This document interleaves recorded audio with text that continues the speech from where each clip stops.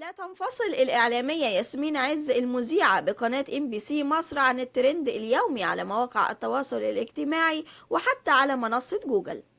ياسمين عز تثير الجدل بصورة كبيرة بتصريحاتها الجدلية عن الرجال وخاصة الأزواج والطريقة اللي يجب أن تتعامل بها الزوجة مع زوجها في البيت، وهي النصائح التي يعتبرها الكثيرون تقليل من قيمة المرأة والزوجة في العلاقة الزوجية، بينما يعتبرها البعض طبيعية.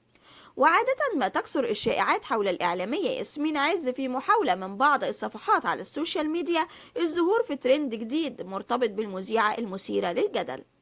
وآخر الشائعات اللي طالت ياسمين عز كان وقف برنامجها كلام الناس على قناة MBC مصر وإنهاء تعاقدها، وهو ما تم نفي جملة وتفصيلا من قبل القناة ومن قبل ياسمين عز. وآخر ما تم تداوله من شائعات حول الإعلامية ياسمين عز كان تداول صورة ليها خلال الساعات القليلة الماضية تظهر فيها بفستان فرح بجانب شخص ما، وتبين من التدقيق في الصورة أنها مفبركة وليست لياسمين عز، حيث ظهرت بفبركة مفضوحة استطاع أن يكشفها المعلقون على الصورة لدى كل من تداولها.